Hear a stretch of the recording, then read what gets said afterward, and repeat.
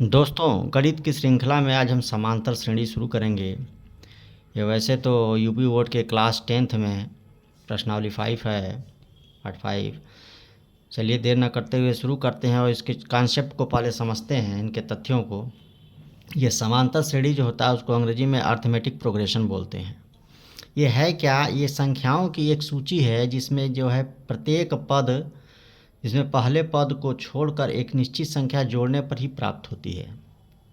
बहुत विस्तृत ना समझते हुए कॉन्सेप्ट छोटे में ही हम क्लियर कर देंगे कि जैसे मान लीजिए आपके सामने संख्याओं की एक सूची दे दी गई है 1 2 3 4 5।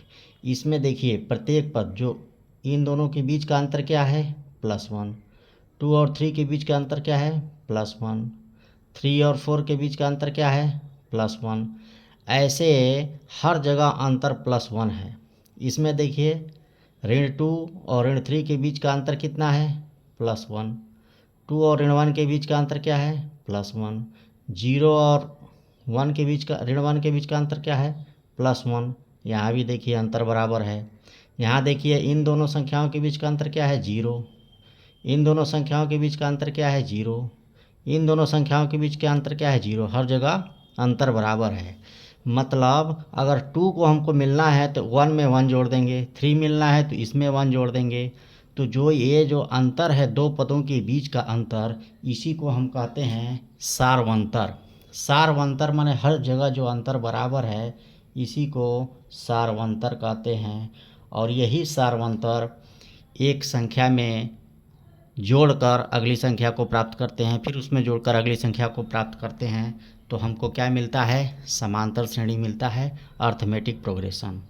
जैसे इस वाले प्रश्न का सारवंतर क्या है, पहले वाले का सारवंतर कितना है, +1। दूसरे वाले का सारवंतर कितना है, +1। तीसरे वाले का सारवंतर कितना है, जो तीसरा प्रश्न है उसका सारवंतर कितना है, 0। यानी अगर ये वाली श्रेणी हमको प्राप्त करनी है, पहली वाली, तो पहला पद है 1, उसके बाद 1 + 1, उसके बाद ये 2 हो गया, यानी 1 + 1 + 1। ऐसे जोड़ते जोड़ते हमको श्रेणी मिल जाएगी। उसी तरह ये ऋण 3 है, इसमें +1 जोड़ेंगे, ऋण 2 +1 जोड़ेंगे, ऋण 1 +1 जोड़ेंगे, 0। इसी तरह +1 हमको एक श्रेणी मिल जाएगी। इसी तरह इसका पहला पद 3 है, 0 जोड़ेंगे, 3 3 3।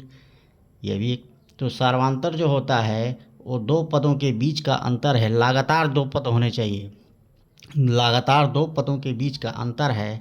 और सारवांतर यह क्या हो सकता है, धनात्मक, ऋणात्मक माने पॉजिटिव, नेगेटिव और 0, ये तीनों हो सकता है। यहाँ देखिए पॉजिटिव है +1, यहाँ भी पॉजिटिव है +1, ये 0 है। कोई ऐसी श्रेणी भी हो सकती है जिसमें सारवांतर ऋण में आए। तो एक ऐसी सूची है संख्याओं की जिसमें दो लगातार पदों के बीच का अंतर क्या है, वो बराबर है, और उसी को हम कहते हैं सारवांतर। और यही एक श्रेणी क्या होगी, समांतर श्रेणी होगी, अर्थमेटिक प्रोग्रेशन होगा। इसमें इसका यह पार्ट 1 है, इसमें हम सिर्फ यनवा पद जानेंगे। देखिए जैसे मान लीजिए एक हम श्रेणी चुन लिए ए, इसका जो है सर्वांतर श्रेणी का सिंबल हो जाएगा, ये ऐसे मिलेगा ए + D, A + 2D, A + 3D, A + 4D। इस तरह A + ND यह एक समांतर श्रेणी होगी। कैसे, जिसके इसमें क्या होगा, यह एक समांतर श्रेणी है। ध्यान से देखिए, यह एक समांतर श्रेणी है जिसमें A क्या है, इसका प्रथम पद है। क्या है, प्रथम पद।